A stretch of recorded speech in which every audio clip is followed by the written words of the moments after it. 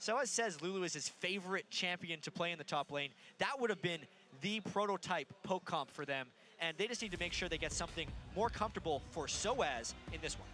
Well, here we go then, into picks and bans. First up on the ban list for Fnatic is Evelyn. Kassadin also coming in here on the red side, seeing that good old Kassadin returning as a ban for every red team. I was actually looking forward to Kassadin being played in this one because I have a bunch of things I want to say about the new Kassadin and what it brings. It's a little strong at the moment. It was actually nerfed in the 4.7 patch that just shipped last night in some regions, so expect to see it banned a lot more, especially against Xpec. So, next ban's coming in then. Ziggs taken away by Fnatic. Another mid lane ban for Cloud9 as they remove LeBlanc. So Peke's options going to be somewhat diminished coming into this into their first round of picks here, and we'll see if the third and final ban is focused towards Peke. The likes of Nidalee, of course, which he's been really favouring recently. Last ban for Fnatic was the Jax. We're definitely seeing a trend towards a lot of mid lane bans. I like the fact that Lucian was actually banned out. That was Reckless's far and away most played AD carry during the season. Of course, though, that means a lock-in for Kha'Zix. That doesn't really phase Cloud9, though. Meteos played he played every game of the playoffs on Elise. Yep. It's his most played champion throughout the regular season, and it's left unbanned. So first picking Kha'Zix, I don't really think affects him. He'll pick Elise at his leisure. We'll see if that comes in this first round here. Of course, we did see Soaz playing the Kha'Zix in their first game earlier on today against OMG. Didn't have the most success, that's for sure. Did steal a Baron in typical Cyanide fashion, though. I'd say for the overall team, the Kha'Zix didn't do that great, but Cyanide had a really good game individually. He had the double kill right at the start of the game. That's true. Including the Baron steal you just mentioned, so it's definitely a powerful pick. But these, in my opinion, are more powerful because not only do they give Cloud9 exactly what they want in the Morgana, which is their most played support, also 11-0, undefeated in NALCS Plus playoffs on that, and the Lulu, which Link played tied for most of all the champions he's played, and it denies it from Soaz. Those are two really smart first two picks by Cloud9. They're a team that really does their research. Yeah, 4 out of 5 games played in the playoffs in the North American LCS for Lemon Nation on that Morgana, and as you said, doesn't lose all that much. In fact, only the one single time, I believe, that he's actually lost with that one. So, moving on then back towards Fnatic. Kha'Zix already locked in here for Cyanide in the jungle. A repeat pick for him in the second game here at All-Stars. What are Fnatic going to go with now? Running down this clock quite heavily. Graves would be an interesting pick, considering that Reckless's champion pool has been smaller than most AD carries around. It is. He actually has the smallest champion pool going into this event of any player that is playing here. But that doesn't include Graves. And I believe the reason he's picked Graves here is very relevant to the Lucian ban. It's as close as you can get to playstyle of Lucian with that Graves. But these picks from Cloud9, as usual, are fast and furious. Yeah, know exactly what they want and don't waste any time picking those up. We talked about Elise already. 5 games out of 5 in the playoffs for Meteos on that Elise, and put up some really fantastic performances and numbers as well. The Twitch coming out this time around, though, for Sneaky. I think this is a really cool pick by them. It's not something Sneaky even played during the regular season, and it's actually something I was looking for the other regions to bring out of All-Stars, because BB and Piglet were 80 carries that play it prolifically. Yeah. And it was actually banned in the last game. So Sneaky pulling it off in this game just shows that he's been practicing and he knows the top picks. So for Fnatic then, of course, their final 2 picks looking for a top and mid lane, and we can see Peke there not looking his happiest. I was watching the player cams in their last game as well, and Soaz looked very, very down on how that all went down for them. We'll see this Shyvana returning to a champion that he's played sporadically throughout the season so far. Orianna will be locked in as well. They went with these 2 picks, and it's going to heavily influence their playstyle when you compare it with how they did against OMG. This is not a poke composition. While it has poke aspects, it's very much a team that can team fight. They're going to look for a completely different game plan here, knowing they can go in with the Orianna and Shyvana and try to pull off some combos. And the last time actually that Orianna was played for Peke was way back actually in the European LCS in a defeat to Alliance. Funnily enough, that was their last defeat in that horrible run that they had after beating everyone and then going on to lose. That was an Orianna game for him there, as I said, a loss to them. Final pick here, though, for Cloud9, for the top lane of Balls, is going to be Trundle. Yeah, even though Balls has his most played Renekton Siobhan, he's undefeated on Trundle 4-0. Obviously, Cloud9 has a lot of very impressive records because if you include the playoffs, they were 29-4 in the North American LCS. So it's a little bit skewed here. What this really means, as far as team compositions go, is that Fnatic is actually a little bit outside their comfort zone, playing a bit more of an initiation style, whereas Cloud9 is still very much at home with what they've been doing. The only new thing is a Twitch, but that is because that's what Sneaky's been practicing. That's what he's going to be comfortable with. It's really going to come down to, I think, which Fnatic shows up, the one that is on the giant losing streak or the one that wins the European split, and how Cloud9 adapts to lane, because these team comps don't really have huge advantages one way or the other. And that's the thing about Fnatic, you know, we say that they always produce on the highest levels. They've done so traditionally when it comes to the European LCS, of course, 3 splits that they've had, 1 or 3 of them as well. Worlds, they managed to get pretty far as well. So we'll see if they can turn around that favor, as I think it was Freak mentioned earlier on. They've traditionally lost games and then gone on to win them afterwards. And then beat Cloud9 specifically. So we'll see if their fortunes change with this one. When those champions selected, head to Twitter and guys, let us know which jungler you think will have the biggest impact in this game. Tweet #Cyanide or #Meteos and send those to @LOL Esports. For you, we've got Meteos on that undefeated Elise pick once again. I think if Cloud9 is going to win specifically, it's going to be Meteos making the biggest impact. Specifically with him having to pick up more slack, I feel like with Link in the mid lane, proud of course. They're on fire today. They're going to be a little cheery for Fnatic whenever anything big happens, but honestly, if Cloud9 is to succeed, Meteos has to destroy on Elise, and Cyanide had a fantastic Kha'Zix game against OMG in defeat, so it's going to be a good matchup. So here we go then, in-game, it's Fnatic versus Cloud9. A big rivalry, North American champions versus European champions. And look at this, right now at level 1, Fnatic are looking to set something up with a 5-man push to make that now as Yellowstar comes down towards the Tribush. We've seen quite a lot of level 1 action here today already. More than I would have expected. Yeah. For sure. Obviously these trinkets still on the 2-minute cooldown at the start of the game, so a lot of guesswork coming in early, and against a Morgana, you have to be very careful about where you go. Especially if you're going to stack up as well, those dark bindings become all the more easy to hit, let's call it, if you're all grouped up in there together. Fnatic at the moment, see, just keeping 1 man in the Tribush, the others were waiting off to the side, but obviously Fnatic feel like there's maybe nothing for the immediate take in there, but from positioning here, looks like they're at least going to be going up to get a ward if in that blue buff area, if not stick around and take it. And the laning matchups, as far as will we see AD carries play against each other, will be kind of the team's choices here. I talked with a lot of the pros over the weekend about exactly why we see so many lane swaps. Obviously the how has been discussed a bunch and is still, everyone has a different opinion, but the why is if there's any risk of your 2v2 lane not winning, they just swap, because that will skip the laning phase. And then as we've seen today in the All-Stars, every regional team has a slightly different take on the optimal way to swap, whether it's the 4-0, whether it's the heavier counter jungle strategy with slightly less pushing, which will give more farm to your top laner and your AD carry, or what Cloud9 and Fnatic decide to do right here.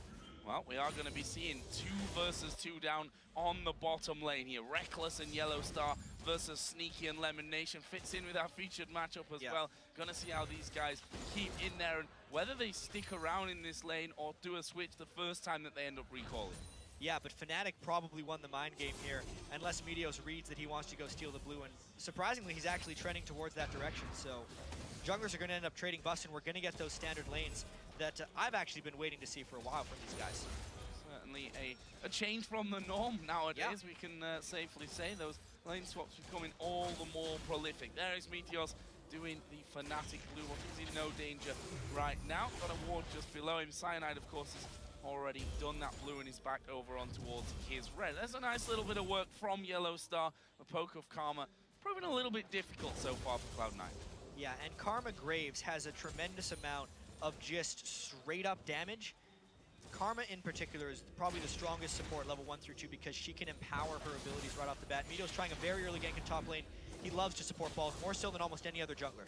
Done well there to land the cocoon onto Soaz, but You already saw, Ball's not really following up from that one. It was just a case of showing your presence, make Soaz feel a little bit more under pressure. Should note that Soaz already used his teleport. Of course, he was in the Cloud9 jungle earlier with his own jungler and has now teleported to that top lane, so that's not available for him.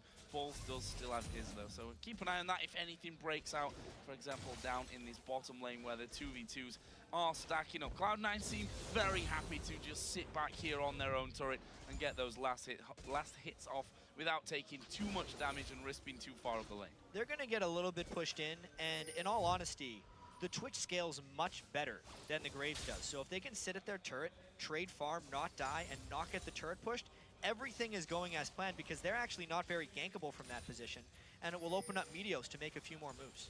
This mid lane being very, very quiet, despite being a lane which we have to keep a big eye on, though we want to keep a big eye on. Having Link here in for Cloud9 as High is out, of course, and best wishes to him, by the way, if he is watching. And Reckless gonna get hit here with the Dark Binding, but again, it's only a little bit of follow-up damage to come out there from the Twitch. They have moved away from that turret now, pushing this lane much further out than before. Fnatic actually wants Cloud9 to overcommit here because they have Cyanide waiting in the wings. Cyanide hasn't shown himself on the map really until this moment if he decides to go in with that Karma Tether, very aggressive. That'll kind of tip off that someone's coming. You can see the shield come out there from there Lemon Nation. Cyanide gonna jump into it though. Lemon Nation flashes away. Reckless trying to get involved. The poke not quite landing there, and they're unable to turn that gank into a kill for them. But it just shows that Cloud9 have to be real careful with how far they come up the lane. Yeah, each member of Cloud9's bottom lane burned a summoner, but Reckless also burned his flash, which will make him much more vulnerable if Meteos decides to go down there. It is a trade in the advantage of Fnatic, but it definitely wasn't free. So this mid lane then, farm very, very even. Peke with this wave will take a slight advantage, and Meteos, knowing that Cyanide was down on that bottom side of the map, is quite happy right now to just take as much farm away as possible from Cyanide's jungle. Got a 5 CS lead from that, just to give you the early stats on how those two players are in fact doing right now. Something that I find really interesting about these two regions, actually, and it will reflect a little bit in these playstyles, is the European region, just overall, compared to North America, had higher farm, lower kill games, with much more, just longer laning phases where farming was more of a priority of killing. And when we see this laning phase, you would kind of expect Peke to be more at home against Link and be able to outfarm him. He averaged 79 CS a 10 during the regular season, whereas Link averaged 73. And Link is actually one of the only mid laners in this tournament whose opponents average more CS in the lane than him, because he is a very macro team-focused mid laner, whereas Peke is fantastic in lane as well. Really interesting what impact Link is going to have. We heard already from Monte Cristo earlier on about the whole difference in calling styles between Link's native CLG and how High has been doing that traditionally here for Cloud9. And going to be very, very interesting to see how they've had this little bit of time to prepare and how who's adjusted really to his style. And if we're going to see the impacts of that, Joe, it's going to be after 9 minutes. Because that's when the game really usually starts to break down. If this laning phase extends, we're not going to see the impacts of that until they start roaming around. Because High is the person that tells everyone where to go. And as soon as they have to start moving around the map, that's when it's going to make a big impact, whether or not Link can step up. Because that's actually been one of Fnatic's strengths for their entire existence. Well, so far, in terms of map movement, Cyanide has definitely been a jungler that's had more presence in these lanes. Was down in the bottom lane a couple of times, is now up towards the top side of the map. Meteos, apart from that repel into, you know, not a dangerous gank, is what I'm trying to say. He's been farming quite heavily in this one. He is definitely a jungler who specializes in efficiency more than anything else. And he absolutely shows a tendency to gank the top lane. One thing I am also really interested in this game is Cloud9 opting for the standard lanes is something they actually did all 3 games in their dominating finals victory over Team Solo Mid. Because almost the entire regular season, people were talking about how great they were at rotations and how they would just out-tactics other teams, and they weren't great individually. Then they stomped TSM 3 times in a row, standard lanes. They're actually still doing that style against Fnatic, kind of trying to just bring the game down to individual skill in the lanes because they're confident in themselves. We've seen Yellowstar down on that bottom side, constantly trying to get in there and tether up Sneaky, which of course completely countered from Lemon Nation's Morgana choice here with that Black Shield. Just stopping all the CC coming into it. The farm down in that bottom lane is incredibly close. In fact, bang even as we really touch on that one. Little bit of a difference in item choices here from the start, though. We see the BF Sword, Doran's Blade start for Reckless. On the other side, Sneaky going for the Vamp Scepter early. There's a good chance Sneaky will go Blade of the Ruin King off that Vamp Scepter, whereas Reckless is absolutely going Bloodthirster, but the fact that he could save up for his BF Sword will give him an immediate trade advantage if they ever do decide to fight and go all in against each other. That's what Reckless wants to do against Sneaky, is go all in and out-trade. So here are those first blue buffs being exchanged. Meteos once again is going to come to this top lane. Soaz does have his ultimate and a flash available, and once again, Balls just getting a bit of damage down there. Meteos will for a second time actually land in here. The ultimate Cyanide's coming in here. Will they be able to get in? Good repel from Meteos. Cyanide down to less than half HP. They need to be real careful about this one. Balls going low. He actually flashes out with that one, and now Meteos flashes in. There's a flash away. Cyanide turns it around. First blood for Fnatic. Crazy fight in the top lane. Absolute skill matchup right there in the top lane with Fnatic coming out on top. They baited that in, not once, but twice. The first time was just to wait for Cyanide to come there. So they actually ended up starting that one late, and then they pulled Meteos all the way into the turret to get that kill. We hear there, the crowd here, as we said, definitely a lot of Fnatic fans in the house. And well, to be honest, when you've got two French players on your team and you're playing in France, it's definitely something that you can come to expect. They get the first blood. We're about to hit the 10-minute mark. If you look at the global goal, 13.4 to 13,000. So half a thousand gold, which is 500 if you're used to normal numbers. Good start here for Fnatic. Slower paced game, though, because of these more standard or older standard lanes, I guess we can say now. Yeah, definitely not an accelerated game that we've been so used to seeing. Meteos, though, is just continuing to put time into this top lane as usual.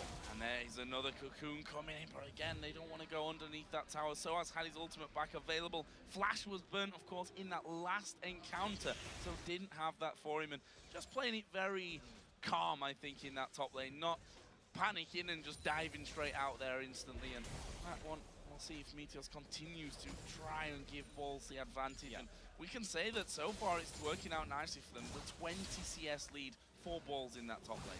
It's exactly what Meteos and the rest of Cloud9 have tried to do. They focus on using Balls as their asset because he was far and away the strongest top laner in North America. Soaz, though, is a spectacular player in his own right, and to me it shows that Fnatic really does their homework against Cloud9. There's a reason they tend to have their number in international competition. Cyanide being there for the counter gank is just them predicting that Meteos is going to help out Balls even more so, and they cannot let Balls get ahead of Soaz, otherwise it plays right into Cloud9's hands. And that trend you mentioned earlier of Link losing out on farming this direct 1 versus 1 comparison in mid lane, that trend's continuing. 20 CS lead is what Peke has currently over Link.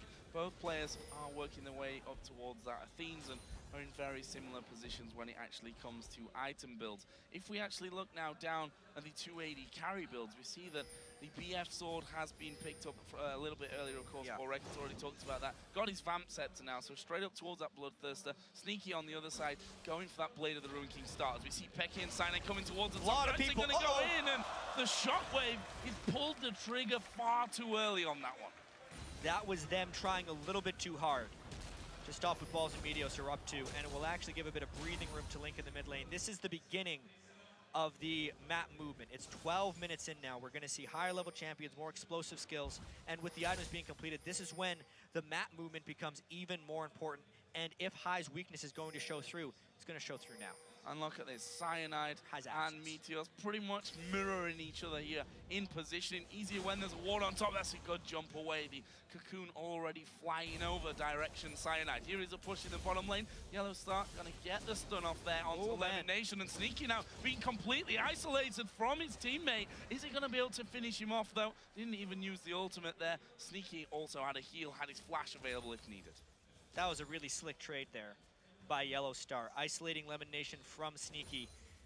It was really just a play on good AD carry mechanics from both sides, because when Lemon Nation got caught, it pulled Sneaky up, because that's the main way you stop people from hitting your support, is you show threat onto the other AD carry. As soon as that happened, though, the wall got in the way. Lemon Nation had to split, and they could jump right onto Sneaky, burning them both to fairly low health. They did have a fair amount of health potions ticking, though, and they're starting to heal back up to try and negate the effect of that. Really nice trade. And both of the AD carries, of course, got decent amounts of lifesteal in there as well, so shouldn't be having problems. Here we see Meteos. First time, actually, that he'll be coming down towards his bottom lane. Let's see if Fnatic get lured into this one, and it looks like they will. Meteos moving forward from this one. Yellow Star no gonna flash. be getting stunned up. No flash available, and Lemon Nation picking up the kill there onto Yellow Star.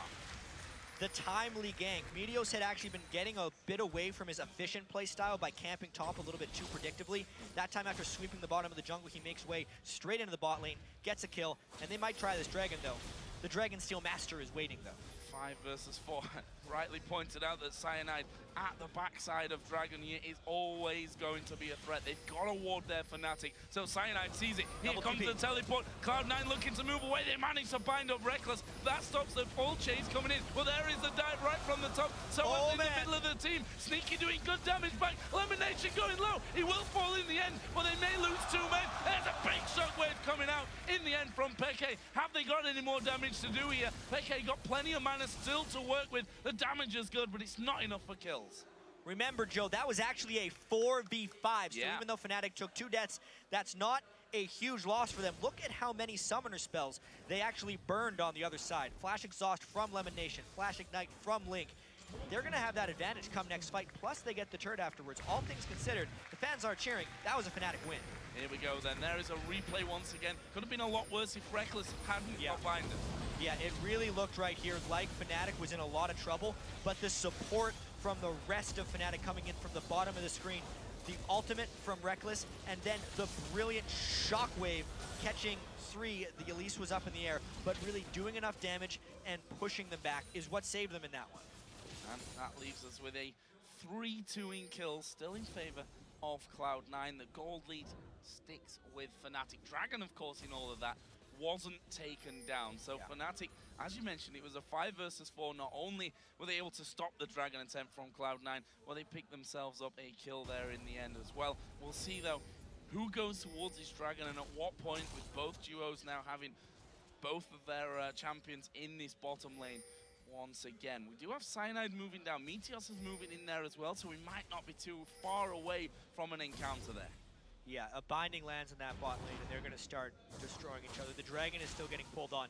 This time, the top laners can't be involved, and it would be a 4v4. They actually go in without sweeping because they are feeling this much more confident in this fight. Whether it's blind confidence or not, I'm not quite sure. They have to back away. Well, we see the Fnatic gonna jump in from this one. Shockwave's up. Lemonation goes very, very low. There is the shockwave. Lemonation gets away, but Reckless is pushing through. Cyanide stealthing in there as well. Have they got the damage? Yes, they will. Cyanide gets one. He finished off by Sneaky though. Peke wants more, and he may just get more here. Meteos goes down. Are they gonna go for anyone else? Lemonation still very low there at the back. They didn't get it in the end, but it's a 2-for-1 for Fnatic. Really great charge there by Fnatic, having the confidence with the shockwave. Fan chance coming in, and now they have a chance to control the Dragon. High's gonna think about this one, but then think better. Look at the size of that. Full house here today in Paris, and well, we'll see if that brings Fnatic any luck. Of course, already losing their first game against OMG earlier on in the day.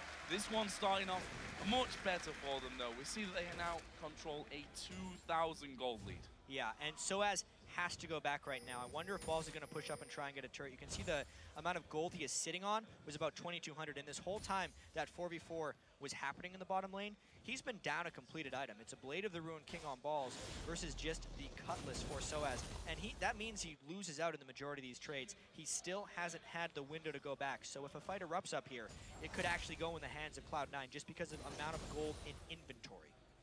Well, this could be dangerous for him. Meteos moving again towards his top lane. He's tried time after time to really lock Soaz down. Of course, they were baited into that fight further to give the first blood over towards Cyanide, who is now sat at 3-2-1. Picked himself up a Hex Drinker as well. There is Soaz moving out. Meteos is still waiting in there, and there is a position. Another Cocoon lands. Soaz going to take a lot of damage, but again, has the safety of his ultimate to get back into tower range.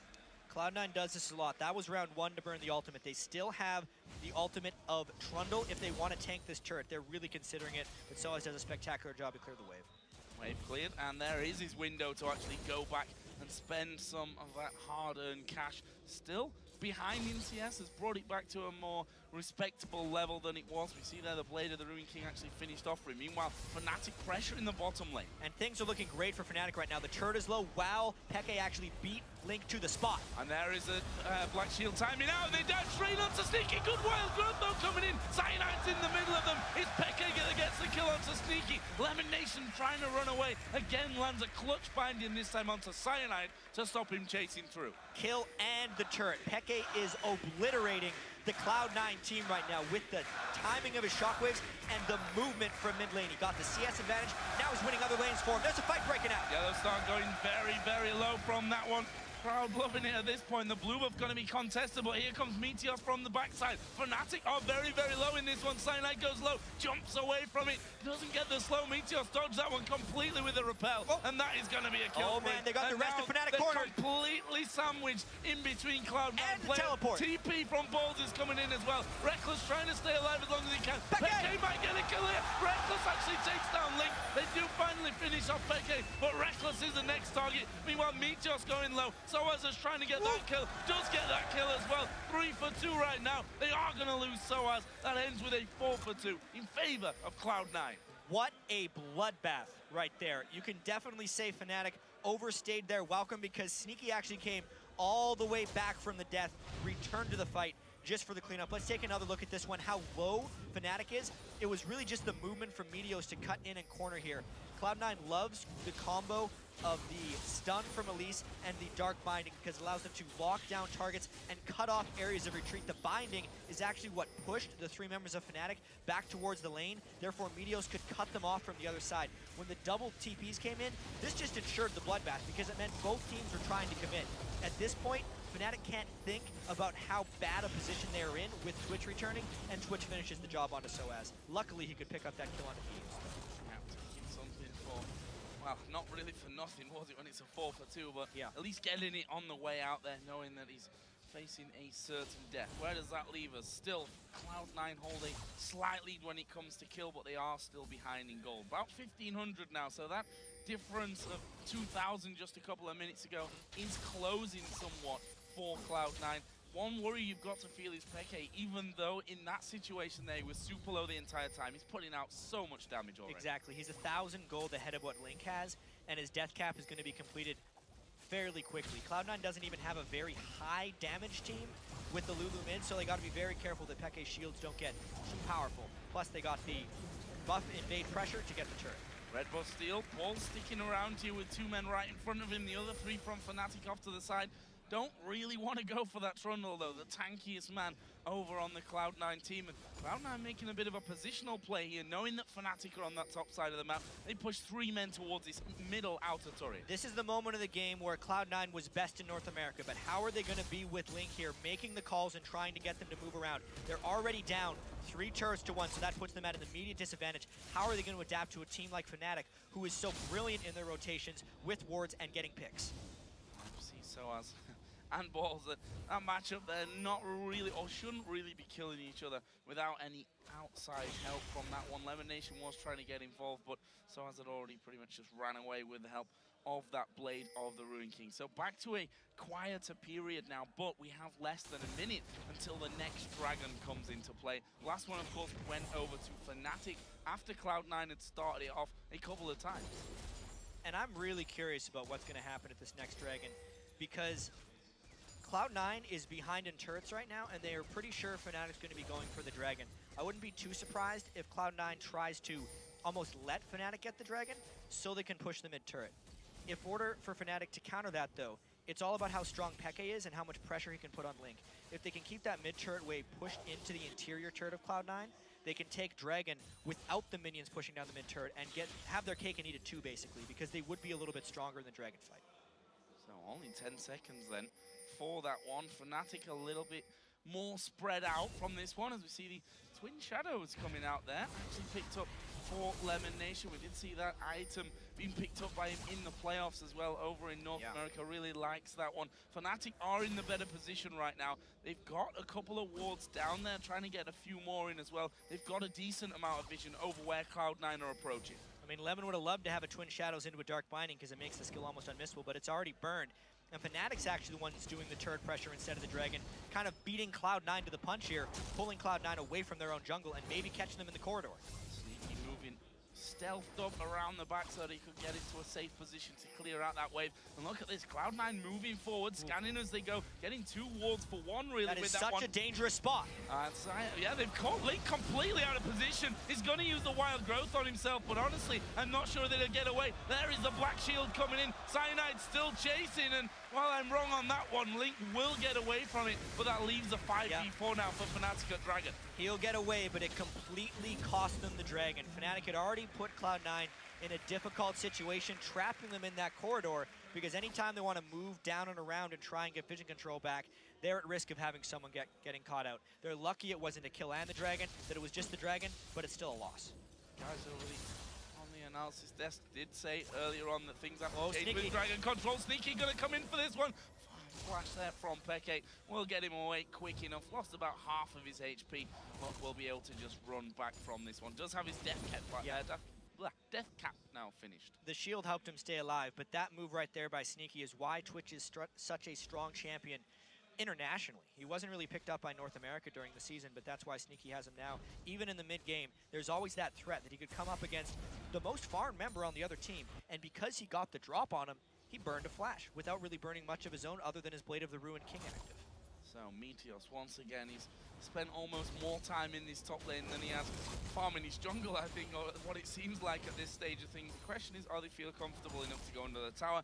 Doesn't look like it. We already see the recall being used there by Meteos. He's just going to go back away from it. So as we should mention, that CS difference, that lead that Balls has had pretty much the entire game here still stands. 214 to 189 CS. You can see that he's actually working himself up here, Balls, towards that Randuin's Omen. On the other side of things, Soaz actually got himself the workings of a Guardian Angel. He has the 2 components to it. That would be a curious choice for him. I hope he's just going for different components of items. The Randuin's maybe with his Chain Vest or a Sunfire Cape, and then a Spirit Fist or a Banshee's Veil. With the other one, he's just getting those components right now. As far as team fighting is concerned for Soaz, though, he's got to be really careful about himself. I know Dyrus had a horrendous series against Cloud9, where it seemed like he was stunned the whole time. Basically because, teleport coming in from Cloud9, actually. They might try and stop this invade. Oh, Reckless has just dashed over the wall. Actually, they decide to focus towards Peke. This is a 5 versus 1. He's not going to be taken down easily, though. Does damage over towards Sneaky, but Link will finish off that one.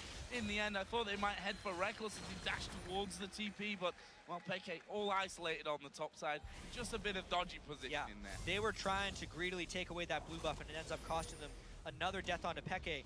But it's the stun from Elise and the Dark Binding from Morgana that can keep front lines at bay, which is why the Mercury Treads are such an important purchase for Soaz. That's something Dyrus did not do in the finals against Cloud9. So I see him waiting off to the side, and we can see that he does have now the more Randuin's direction completed. It's interested to see where he go with that one, and that confirms it for us. That turret here down way low and will be finished off this push by Cloud9. That's their 2nd of the game so far. And Balls is going to become a monster. The more Soaz tries to tank up to be the front line that eats all the crowd control, the tankier he is going to make Balls when he uses the ultimate on him and just steals his armor and magic resistance. Already 2-0-4.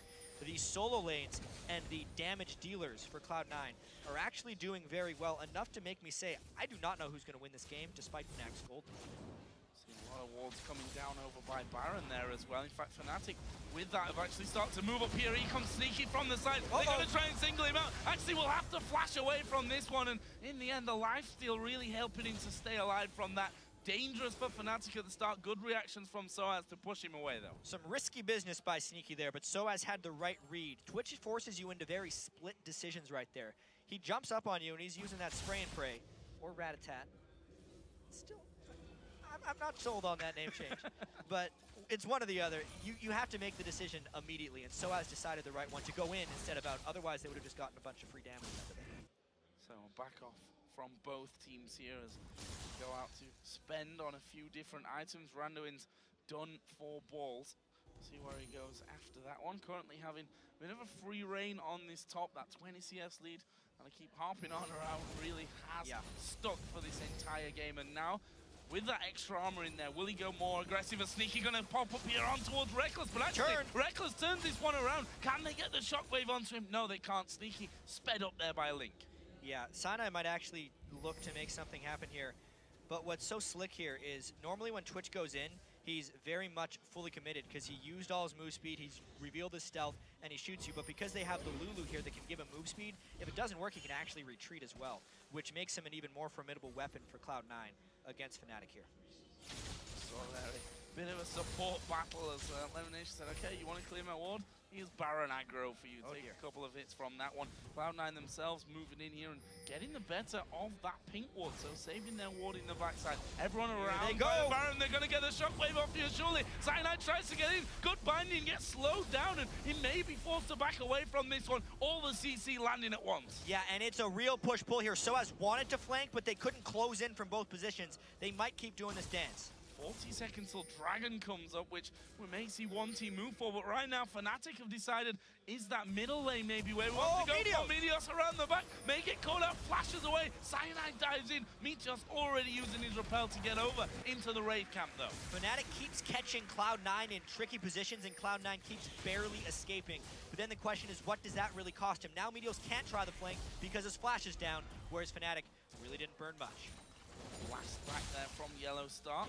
Landing the shots onto Lemon Nation. So Dragon, after that bit of action by Baron, is certainly the more realistic target here as we approach the 30-minute mark in this game between the two champion teams of the North American and European LCS. Fnatic are there. Yeah. Cloud9 not so much though. They're coming now. There's pretty much no vision control by Cloud9 here. It was dangerous for them to even walk this far and check it. It means they really value this Dragon overall and want the fight. Balls is actually closer here because his teleport isn't up, but their top turret is taking fire. They have to go for the Dragon almost immediately, otherwise they lose turrets. Make the decision. Cloud9 need to choose what they're going to do with this one. Actually, SOAS has started to back away there. Keep going. Teleport is available. You'd think he's going to keep going. He has moved back on towards the tower, which is at about half HP. Fnatic just stalling here down by Dragon. It's such a great position for Fnatic to be in. They either make Cloud9 walk into a shockwave or they get free turrets. Cloud9 has to walk in. Cloud9 actually pushing Fnatic back with the zoning power of Xpeke alone here with the threat of that shockwave could keep them off. Cloud9 is taking so much harass damage from that Orianna ball, and the Dragon is still low. There's a shockwave onto one, though. This means Cloud9 could get the Dragon or fight. They have to do it soon.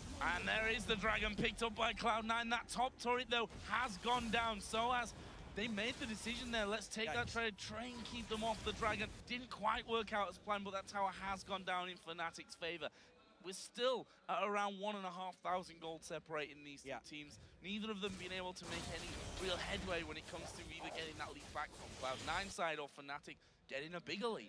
And the thing with that trade for Fnatic is, even though the Dragon was worth a lot of gold and clearly Cloud9 valued it, Fnatic got to make a trade that now Cloud9 can't make again. It was a top turret for a Dragon objective. Since they've now pushed it to the inhibitor, if they do that again, it's not a trade Cloud9's going to opt into.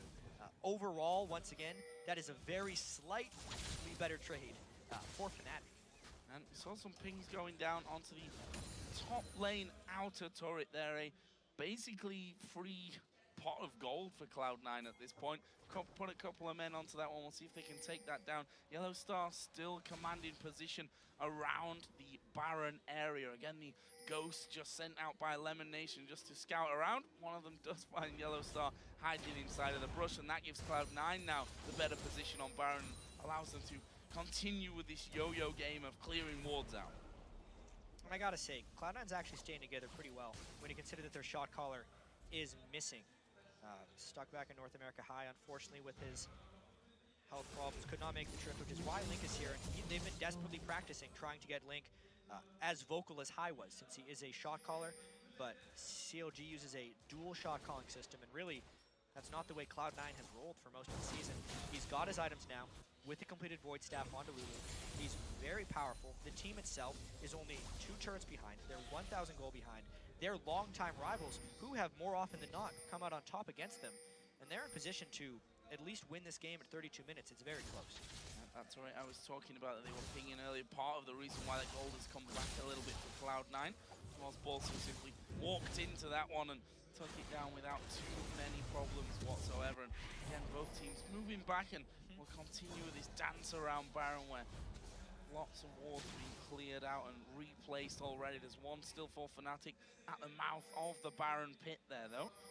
We'll see where that gets switched out. Good time to maybe take a look at a couple of items here, and want to look back to our AD carries in the featured matchup. We see that both of them actually picking up Phantom Dancer and Last Whisper. The difference, of course, is that Blade of the Ruin King Bloodthirst. And this is actually the point in the game, Joe, where Twitch becomes much more powerful than Graves. Obviously, it is position-based for AD carries, as it always is, but just with the stealth and that rat-a-tat-tat to hit almost every target on Fnatic, Twitch is better right now, if they can force a fight.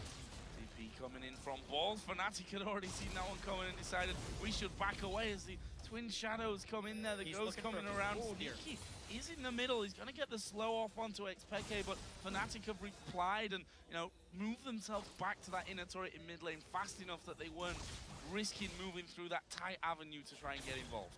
It's all about vision control trading here at the Baron area. Both teams trying to kind of catch each other in corridors. Both teams have tremendous amount of AoE burst if they really land the right stuff. Cloud9 on the side would be a Twitch AoEing with Lulu's Glitter Lances, whereas Fnatic is even more so. Dragon, Shockwave, and the Graves AoE would just obliterate Cloud9. That's why these tight moves around the Baron pit are so valuable, and getting a team pushed back to their turret to get vision control is a constant swing of momentum. Oh, need to be a little careful here. Actually sidestep from Peke away from the Dark Binding of Lemon Nation. Just want to point out Peke's build while we're talking about him. Double blasting one here. Just showing us that he wants that extra power right now and can't afford to wait. Ball's actually catching out Yellow Star here. This could be a little bit dangerous. Cyanide's coming from the top. Are they realistically going to take out Trundle? I don't think so. The teleport will come around for Soaz. Actually cancelled there in the end. Ooh. But now Cloud9 managed to lock up one. Yellow Star's the squishiest target on the entire team, and Ball's right up there in front of him. Throws down his pillar. They can't take Peke. Well, this is Shockwave territory. They landed as well. Meteos is going to go low. Can they finish him off? He's going to rappel out of there, and now it's Cloud9 turning around and chasing. And Fnatic is still pushing with Soaz. They have not suffered a casualty yet. This is a huge move for Fnatic. Lemon Nation going low. Peke actually going to stop them from recalling on this one. Balls also just trying to keep them from pushing back in. Peke going to go low. They actually can finish him off there. Link is going to go towards Reckless now as well. He goes down. Lemon Nation got that kill. We have seen Meteos come back in. He's actually stopping now the push from Cyanide. From Soaz in there. But Cloud9 are going to get the inner tower. They have burned so much to get those few kills. Now, how do they capitalize? There are two main damage dealers down on Fnatic's side and a third stuck away. They're going straight for that inhibitor. This trade will be a happy one for Cloud9, getting the kill advantage, stopping Soaz and going a step further than Soaz in that bottom lane by taking the middle lane inhibitor. We've got 30 seconds to Dragon, still 20 seconds until Peke and Reckless come up. Cloud9 are headed towards Baron here. It's because it's still a 5v3 and the teleport, remember, was cancelled by Soaz, so he can't make it in a position. Cloud9 could burn this Baron down before Fnatic even makes it into the rage. They might try, though. Cyanide is there. His ultimate's up, so he can come in stealth. He's going to surely come in stealth from this one, but have they got the vision in there? No, Cloud9 secure that one. It's Meteos that will finish off with the smite. Nice fluid call in here from Cloud9. This was a big question mark about them, but we see how efficiently they pulled off that move, the sweep up towards Baron. Exactly, because that was an example of Fnatic pushing Cloud9 to the absolute limit. They forced them into multiple team-based decisions, and Cloud9 ended up making it work. But they might be sticking around here with the Dragon up because they had to clear super minions. Fnatic might be able to rush this Dragon down. It's Cloud9 trying to make it in for a team fight, because if they get another one, they could end the game. And they're moving in en masse here. Sneaky, you can see, trying to get in position from that one. Dragon is very low. It is going to be Fnatic that get that one, but will they want to fight? Surely not. Soaz even using his ultimate to go away, but they've gone towards Peke. Shockwave on the backside, but Peke is going to go down. And now Soaz being the target. He is the tanky one, but he's being chased very efficiently. Binding, just whisking by. Didn't quite land onto Soaz. They're going to go up though onto Yellow Star, who's basically the sacrificial lamb there, trying to draw the AD carry away. It worked, but two men are down. Cloud9 might make a choice to keep pushing. Incredibly dangerous move there by Fnatic to get that Dragon, because they lose a lot of shielding right here. Balls is incredibly tanky. Look at the armor. He can tank this turret. They might go for the win in the face of Fnatic. They're going to go for it here, and the first Nexus turret has already gone down. Balls says, I don't care about you guys. I want the turrets. They're going to take the second one. They turn around for the fight, killing off Cyanide. Soaz won't even be focused. They want the Nexus here. Reckless is trying to hammer away on balls. Won't work out for them. Cloud9 take down Fnatic. Brilliant decision making there to end that game. What a game that was, Joe, from Cloud9 strategically. Amazingly enough, they forced the fights at the right moments when Fnatic forced them to. They were down in the game. They kept their rotation start. Ling has a huge smile on his face because they just took down Fnatic at the All-Stars right here. If you're Fnatic, you got to be stunned right now. Woeful for Fnatic, really. Let's not forget that from the round-robin group stage, 4 out of the 5 teams will go through into the playoffs. Yeah. Fnatic, though, they've lost their first 2 games. That is not an easy position to come back from. After having a great start here, they've got a lot of people behind them here in the stadium. Something has to change for them, but I want to focus on the positives from this one. Cloud9, the question marks that we had, I guess they've answered it. They're definitely starting to answer them here. I really love the fact that they brought out the Twitch pick. Cloud9 is always a team to heavily prepare, and Sneaky, who was an already versatile AD carry, put another AD carry into his repertoire, and he just came out pretty big in that game. So many times he would open up in a strange position, kind of confuse Fnatic, and give him an edge off of that one. Their strength as well in the top lane, the rock they rely on balls. Meteos camped for him, but he still became that monster, and the pillars down the stretch, plus his armor ability to tank the turret, helped them A, chase down Fnatic for the kills, but B, finish the game in a timely fashion. 38-minute win after the game being pretty much anyone's game 5 minutes prior. And earlier on in the game, I was talking back to the point from our analyst desk that they were saying they need better control over Dragons. In the game against OMG, they made some bad decisions to fight there. Funnily enough, the finisher here was Fnatic starting off the Dragon and then being chased out, killed, and Cloud9 ending the game. Let's not forget, I mean, Dragon's always important, but is it worth risking against a Baroned up team? Exactly. At 36 minutes into the game where they've actually lost a couple team fights in a row, I actually feel like Fnatic may have just been